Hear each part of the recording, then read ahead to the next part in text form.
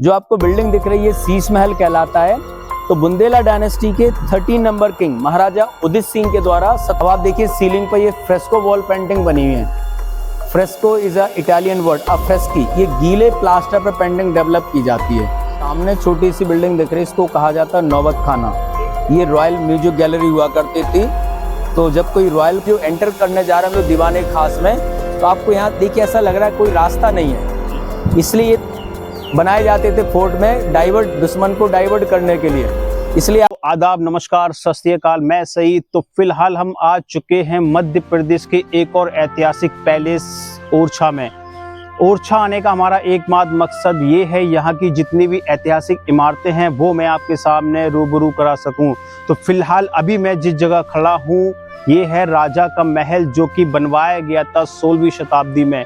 तो आज हम देखेंगे इस महल को और जानेंगे इस महल का इतिहास। तो चलिए चलते हैं और देखते हैं। आज हम घूमेंगे, टूरिस्ट जो गाइड हैं भैया हमारे गोविंद भैया, इनके जरिए हम इस पूरे महल की जानकारी लेंगे और जानेंगे इस महल का इतिहास।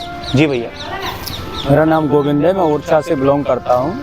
ओरछा मीन्स होता है हिडन प्लेस, छुपा हुआ स्थल। ओरछा बेतवा नदी के किनारे स्थित है। बेतवा रिवर का उद्गम स्थल है जिला रायसेन, जो भोपाल के आगे वहाँ एक छोटा सा गांव है, वह तो झिरी गाँव। वहाँ से रिवर प्रारंभ होती है। रिवर आगे जाकर के हमीरपुर इटावा उत्तर प्रदेश की यमुना जी में मर्ज हो जाती है। इसकी लंबाई है 580 किलोमीटर जिला रायसेन से हमीरपुर तक। तो ओरछा बुंदेलखंड रीजन का हृदय प्रदेश कहलाता है जी। तो लगभग 15,000 पॉपुलेशन है, बट 16 to 17 सेंचुरी में ओरछा में 70,000 पॉपुलेशन हुआ करती थी जी। अभी हम लोग फोर्ट कॉम्प्लेक्स में, तो ये सेकंड फोर्टिफिकेशन वॉल है जो 1 kilometre around the palace complex को कवर करती है। अब आप देखिए जो आपको आयरन स्पाइक गेट नजर आ रहा, ये अभी 4 मंथ्स एगो नया गेट लगा दिया गया। अब आप देखिए आपको ये बहुत सारे स्पाइक्स लगे हुए हैं। तो उस समय जब कभी एनिमी अटैक होता था तो गेट को तोड़ने के लिए एलिफेंट का यूज किया जाता था। जब कभी एलिफेंट आएगा तो रन करके वो हिट करेगा गेट पर, तो ये आयरन स्पाइक उसको हर्ट होंगे तो पीछे जाएगा। कि 90 डिग्री एंगल पे बना हुआ, reduce the speed of the elephant, stop the movement of the elephant, that's why they have a curve. 90 degree angle पर बना हुआ है। अब आप देखिए इसमें कई होल बने हुए, लाइन बनी हुई, ये कहलाते match lock. Used to throw hot oil hot water, यानी गर्म पानी गर्म तेल पोर किया जाता था। और ये देखिए सीधा गेट सामने रखा गया, जब कभी एनिमी अटैक होगा तो सीधा वॉल पर हिट करेगा तो गेट को नहीं तोड़ पाएगा। तो अब ये जो आप देख रहे हैं इसको बेशन बुर्ज कहा जाता है। यहाँ तो फिक्स हुआ करती थी उस समय। ये जो ब्रिज लेक देख रहा मेन रिवर से कनेक्ट हुआ करती थी, ये आगे जाकर के रिवर से पुनः ज्वाइन हो जाती है। फिलहाल अभी हम चलते हैं इसके अंदर वाले हिस्से में। ये जो आप सामने देख रहे हैं ये है तोप खाना। उस समय का यहाँ पर तोप वगैरह रखी गई हैं जो उस समय युद्ध में यूज होती थी। और ये वाली जो बुर्ज देख रहे हैं आप, ये पूरी की पूरी जो काफी बड़ी बुर्ज है जिसमें सैनिक खड़े हुआ करते होंगे उस समय में सेफ्टी के लिए। और सामने जो बड़ा गेट दिख रहा इसको कहा जाता है वेलकम डोर, स्वागत द्वार। तो जब कभी राजा महाराजा एंटर करते थे तो आप देखिए दोनों तरफ प्लेटफॉर्म है, ड्रमर प्लेइंग द ड्रम्स और शावर द फ्लावर्स। ये जो आप देख रहे हैं पुराना गेट है, जो अभी नया गेट लगा दिया गया, वहाँ लगा हुआ था पहले वाले गेट पर। ये more than 500 year old door है। ये टीक वुड सागौन की लकड़ी का बना हुआ है। इधर आप देखिए लेफ्ट साइड में आपको एक और गेट नजर आ रहा, यहाँ से रैंप है, या एलिफेंट हॉर्स राइड से ऊपर जाया जा सकता था। और पेड़ के पास का जो एरिया वो तोप खाना कहलाता था। उस समय वहाँ तोपें स्टोर की जाती थी। ये नई वॉल ऐड कर दी गई बाहर से, पर पहले वाले थिन ब्रिक हुआ करती थी इस पर। अभी रेनोवेशन आर्कियोलॉजी के द्वारा किया गया तो इसमें नई ब्रिक लगाई गई। ये उस समय का तोप खाना है। ये उस समय का तोप खाना हुआ करता था। तो 16 to 17 सेंचुरी बुंदेलाओं ने यहाँ रूल किया है जी। तो जो आपको सामने जिस बिल्डिंग में टाइल्स नजर आया इसको कहा जाता है शीश महल। ये पैलेस अभी होटल में कन्वर्ट है, बट उस जमाने में इस पर पूरी वॉल पर टाइल्स हुआ करते थे। 2 प्रकार के टाइल्स दिख रहे हैं, blue Lapis lazuli, green turquoise, semi precious stone, like अ पर्शियन इन्फ्लुएंस। तो मैंने बताया आपको ओरछा बुंदेलाओं की सेकंड कैपिटल कहलाती है। फर्स्ट कैपिटल कहलाती गरकुंडार, जो यहाँ से 53 किलोमीटर दूरी पर है, on the way of Khajuraho. इस डायनेस्टी के 10वें रूलर राजा रुद्र प्रताप मलखान सिंह के बेटे 1501 में शिकार के उद्देश्य से आते हैं। तो उस समय चारों ओर घना जंगल था, ओरछा का कोई नामो निशान नहीं था। तो राजा रुद्र प्रताप नदी किनारे पहुंचते उनको एक हिरण दिखाई दिया। तो कमांड हिज डॉग ऊर्छा, ऊर्छा, it means go and catch, जाओ देखो पकड़ो। ये बुंदेली भाषा का शब्द है। और उसी जगह पर तुम ऋषि तपस्या कर रहे थे, कुत्तों के भौंकने के कारण उनकी तपस्या भंग हो गई। तो वो कुटिया से बाहर आए, कुर्दू में नजर आए। तो राजा समझ गए मुझसे अनजाने में अपराध हुआ है, तो उनसे क्षमा याचना करने लगे। गुरुवर मेरे साथ मेरे राज गरकुंडार चलिए, जहाँ जीवन पर्यंत मैं आपकी सेवा करूंगा। पर ऋषिवर ने जाने से इनकार कर दिया। तभी उन्होंने कहा गुरुवर मैं अपनी राजधानी को गरकुंडार से इस जगह शिफ्ट करना चाह रहा, जगह का नाम क्या है? बोले राजन मैं तो यहाँ तपस्या कर रहा हूँ, मुझे कोई जानकारी नहीं है। बोले महाराज आपके मुंह से पहला शब्द क्या निकला इस एरिया में? बोले ऊर्चा। तो बोले आज से जगह का नाम हुआ ऊर्चा, ऊर्चा से ओरछा कहा जाने लगा, ओरछा से ऊर्चा कहा गया। तो ये 1501 में फाउंडेड किया गया। और दूसरा ये भी रीजन बताया जाता है, जो बुंदेला रूलर बिलोंग करते एक्चुअली काशी नरेश माणिकराय, तो उनके बेटे हेमकरण को 50 गांव की जागीरदारी दी गई थी मिर्जापुर के एरिया। तो उन्होंने सबसे पहले शरणस्थली बनाई थी विंध्याचल पर्वत पर। जब ये विंध्याचल पर्वत पर रहने लगे तो उनको बिंदेला कहा गया, धीमे धीमे बिंदेला से बुंदेला कहा गया। और वहां से फिर उन्होंने पहला अलायंस अन्य राजाओं के साथ बनाते हुए फिर 1501 में ओरछा उन्होंने फाउंडेड किया। तो अभी हम देखिए सामने खड़े हुए ये कहलाता राजा महल, तो जो राजा रुद्र प्रताप के द्वारा 1501 में फाउंडेड किया गया। तो उनका रूलिंग पीरियड था 1501 से 1531 तक। जब यहाँ से वो 1531 में गरकुंडा लौट रहे तो रास्ते में गाय पर टाइगर अटैक करता, तो गाय को बचाने के लिए वो टाइगर से लड़ जाते हैं। तो जख्मी होने के कारण कुछ दिन बाद उनकी डेथ हो गई।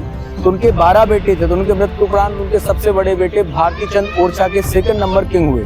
तो उनके द्वारा रूलिंग पीरियड रहा उनका 1531 से 1554, यानी 1531 से 1554 तक उन्होंने यहाँ शासन किया। पर इनकी कोई औलाद नहीं हुई। निसंतान होने के कारण इनकी मृत्यु उपरांत छोटे भाई मधुकर बुंदेला ओरछा के तीसरे शासक हुए, जिनके द्वारा इस महल का बाहरी भाग दीवाने-आम और दीवाने खास कंप्लीट किया गया।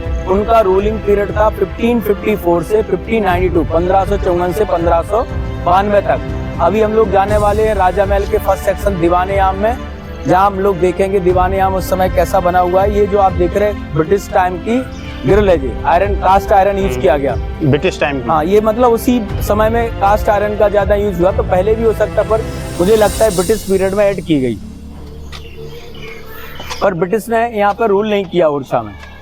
सामने छोटी सी बिल्डिंग दिख रही है, इसको कहा जाता है नौबत खाना। ये रॉयल म्यूजिक गैलरी हुआ करती थी। तो जब कोई रॉयल प्रोसेशन होता था तो संगीतकारों के द्वारा म्यूजिक बजाया जाता था। जो आप सामने देख रहे कुछ हवेलियां हैं, वो श्याम दउआ की हवेली जो राजा के एडवाइजर हुआ करते थे। अदर हवेली भी, इनके एक और भाई का नाम था बलवंत दउआ, जो उनके आर्मी कमांडर हुआ करते थे। ये जो पेड़ों के पास के एरिया तोपखाना कहलाता है, जो बड़ा गेट है इसको वेलकम द्वार कहा जाता है, स्वागत द्वार। तो यहाँ राजा के द्वार, जब कभी राजा महाराजा गेस्ट कोई अंदर आते थे तो उनका स्वागत सत्कार यहीं इसी गेट पर किया जाता था। अभी हम देखने वाले हैं Diwan e Aam. Diwan e Aam means public audience hall, use for public meeting. ये राजा महल का पहला सेक्शन है, बाहरी सेक्शन दीवाने-आम। तो आप देखिए कॉर्नर में आपको एक हायर सीट नजर आ रही, जहाँ पर राजा बैठा करते थे। लोअर प्लेटफॉर्म पर एडवाइजर मिनिस्टर, यहाँ आम पब्लिक। और वहाँ देखिए आपको 1 बाय 1 करके लोग बाग फरियादी अपनी बात को रखते थे राजा के सामने। दे हैड अ पिटिशन, और राजा उनकी हियरिंग करने के बाद मिनिस्टर एडवाइजर से कंसल्ट करने के बाद डिसीजन दिया करते थे। अब आप देखिए सीलिंग पर ये फ्रेस्को वॉल पेंटिंग बनी हुई है। Fresco is a Italian word, अफ्रेस्की। ये गीले प्लास्टर पर पेंटिंग डेवलप की जाती है। इसको बनाने के लिए चूने को छाना जाता है। छने हुए चूने में दही की कुछ परसेंटेज मिलाई जाती है, उड़द का, धुली हुई दाल का पाउडर, अलसी दाने का पाउडर, फ्लैक्सीड, गम की परसेंटेज मिला के इसको बॉल पर अप्लाइड किया जाता है। फिर इसी गीले प्लास्टर पर स्टोन पाउडर और वेजिटेबल कलर से पेंटिंग बनाई जाती है। तो आप देखिए जो मटेरियल यूज किया गया इन बिल्डिंग में बनाने के लिए, तो इसमें आप जो ओरिजिनल प्लास्टर देख रहे हैं, देखिए ये तो नया है और ये देखिए ओरिजिनल है। तो इसको बनाने के लिए थिन ब्रिक का पाउडर से कहा जाता है सुर्खी, लाहौरी ब्रिक होती है जो ककैया ब्रिक, उसको ग्राइंड करके उसका पाउडर बनाते हैं, सुर्खी बनाई जाती है। फिर सुर्खी में चूना मिलाया जाता है और टैंक में पानी के साथ छोड़ दिया, गर्म पानी के साथ। फिर अलग से पॉट लिया, उसमें गुड़, उड़द की दाल, मसूर दाल, बेलपत, अलसी दाने, फ्लैक्सीड और गुड एप्पल की कुछ निश्चित परसेंटेज मिला के मेथी दाने का सबको बॉयल किया गया। वो पानी जब स्टिकी हो गया, उस पानी को लाइम और ब्रिक पाउडर के साथ छोड़ दिया 5 से 10 दिन के लिए फर्मेंटेशन के बाद। After fermentation the use for construction work. तो अंदर ईंट, पत्थर और चूने का प्लास्टर यूज किया गया। बाहर लगभग 10 mm लेयर है प्लास्टर की, फिर छने हुए चूने की पुताई की गई। अब इधर देखिए आपको फ्रेस्को पेंटिंग 2 तरह की नजर आ रही, flower and leaf design are Muslim style paintings, animal figure are Hindu style paintings. Muslim does not allow any figure. There must no statue, no figure. तो आफ्टर इंडिपेंडेंस, एक्चुअली एक और चीज बताएं आपको, यहाँ के अंतिम शासक हुआ करते थे महाराजा विक्रमजीत सिंह, जिन्होंने अपनी राजधानी को 1783 में ओरछा से टीकमगढ़ शिफ्ट कर लिया था और 1812 में अंग्रेजों के साथ ट्रीटी कर ली थी। तो उसके बाद जब भारत आजाद हुआ तो सरदार वल्लभ भाई पटेल के सामने चुनौती थी उसमें 565 रियासतों को मिलाने की। तो फिर बाद में 1 जनवरी 1950 को विंध्य प्रदेश का गठन हुआ, तो राजधानी टीकमगढ़ से कहाँ शिफ्ट हो गई, रीवा। तो फिर विंध्य प्रदेश बना। फिर बाद में 1 नवंबर 1956 को मध्य प्रदेश का गठन किया गया 1956 को, तो फिर रीवा से कैपिटल भोपाल शिफ्ट कर दी गई। तो मध्य प्रदेश में 25 रियासतें थी, जिसमें ग्वालियर सबसे बड़ी रियासत थी, ओरछा और टीकमगढ़ 7वें नंबर की रियासत हुआ करती थी। देखिए उसी समय की सुंदर पेंटिंग पर इस सीपेज के कारण खराब हो चुकी हैं, पर हम लोग तीसरे सेक्शन में जाएंगे जहाँ बहुत सुंदर फ्रेस्को पेंटिंग देखोगे। कुछ रूमों में अच्छी अवस्था में आज भी पेंटिंग है, कुछ रूम्स की पेंटिंग खराब हो गई। जो आप देख रहे हैं ऊपर का ये पत्थर है रेड सैंडस्टोन, ये धौलपुरी पत्थर है, और जो नीचे का वो ओरिजिनल है, ये नया रिनोवेटेड किया गया है। और जो नीचे आप देख रहे हैं रेड सैंडस्टोन, ये चंदेरी के पास अमोला घाटी का लाया गया, और ये डार्क होता है और स्ट्रॉन्ग होता है कंपेरिजन टू धौलपुरी पत्थर। ये दीवाने आम, यहाँ राजा बैठा करते थे। ये आप जो देख रहे हैं इस जगह हम खड़े, आप इस गैलरी में, यहाँ मिनिस्टर एडवाइजर बैठते थे, और यहाँ आम पब्लिक वो अपनी अपनी समस्याओं को 1 बाय 1 करके रखा करते, जहाँ राजा महाराजाओं के द्वारा लोगों की समस्याओं को सॉल्व किया जाता था। अब इसके बाद हम लोग देखने जाएंगे दीवाने खास। दीवाने खास मीन्स प्राइवेट, क्योंकि राजा महल 3 भाग में डिवाइड है, दीवाने आम, दीवाने खास और लिविंग सेक्शन। तो ये पूरा महल 92 ईयर्स में बनाया गया 3 राजाओं के द्वारा, 1501 से 1592 तक। राजा रुद्र प्रताप जो पहले रूलर थे, इनके द्वारा इसको फाउंड किया गया ओरछा को, और इस महल का भी फाउंडेशन उन्होंने रखा, कुछ भाग बनाया। फिर उनके बेटे भारती चंद्र ने इसका कंस्ट्रक्शन कराया आगे, फिर उनके मृत्यु उपरांत उनके छोटे भाई मधुकर बुंदेला के द्वारा बनाया गया। तो रुद्र प्रताप के दोनों बेटे और रुद्र प्रताप ने तीनों ने मिलकर ये महल को 92 ईयर्स में बनाया। अब यहाँ देखिए आपको ये जो मंदिर दिख रहा है, ये वॉल, ये बाद का इंडियन गवर्नमेंट के समय का ऐड किया हुआ भाग है, क्योंकि यहाँ पर आज़ादी के बाद जब यहाँ पे सेशन कोड चलाया गया तो उस समय ये वॉल ऐड कर दी गई, मंदिर बना दिया गया। पर उस समय जब वॉल नहीं रही होगी तो राजा महाराजाओं के द्वारा जब एलिफेंट से आते थे, get down this higher platform, ऊपर आप देख रहे हैं जो झरोके जाली वर्क है, वहाँ रानियां रहती थी, राजा को रिसीव करती थी। ये महल पूरा वास्तुशास्त्र पे आधारित है। तो वास्तुशास्त्र के अनुसार जितने भी हिंदू टेम्पल आप देखोगे, टेम्पल या पैलेस, मुख्य द्वार फेसिंग ईस्ट एंड नॉर्थ, ये पोजीशन है नॉर्थ। नॉर्थ में धन के देवता कुबेर, एंटर, प्रॉस्पेरिटी, हैप्पीनेस, और हिमालय की पोजीशन भी नॉर्थ है। तो ठंडी हवा नॉर्थ से साउथ को मूव होती। जो आप जाली वर्क देख रहे हैं मोस्टली महलों में आपको दिखेगा, ब्रिक वर्क या लेटिस वर्क, स्टोन की जालियां, ये theorem of the physics venturi meter system और बर्नौली प्रिंसिपल पर आधारित होता।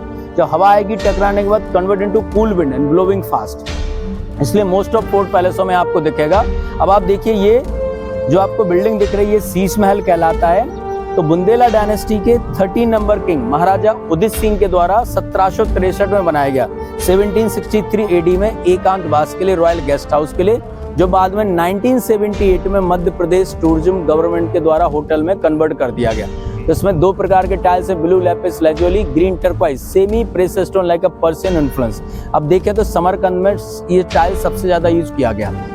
तो हमारे वैसे बताया जाता है जो इंडस वैली सिविलाइजेशन है, तो हमारे नेटिव बताए जाते हैं ड्रेविडियन, जो बाहर से आए लोग आर्यन। तो सबसे पहले सिंध नदी के किनारे बसे, तो हमारे कंट्री का नाम पड़ा था सिंध। फिर हमारे व्यापारिक संबंध हुए ईरान के लोगों से, तो ईरान के जो लोग आते वो इंडो ईरानी डायलेक्ट उपयोग करते थे, वो सा का उच्चारण आसानी से नहीं कर पाते थे, उसकी जगह वो हा का उच्चारण करते थे, बोले हिंद जा रहा है, सिंध की बजाय क्या कहा, हिंद, तो नाम पड़ा सिंध से हिंद। फिर ग्रीक इन्वेजर आए, रोमन लोग, ग्रीक ग्रामर के अनुसार एच साइलेंट होता, मुंह पर जैसे बोला नहीं जाता, तो नाम पड़ा इंद। फिर इसके बाद हमारे यहाँ जो क्रिश्चियनिटी को मानने वाले लोग नहीं होते, उनको कहा जाता था इंडियाना, तो नाम पड़ा इंडिया। उस समय राजा भरत का शासन था, तो नाम पड़ा भारत वर्ष। और फिर इसके बाद after participation Hindustan and Pakistan.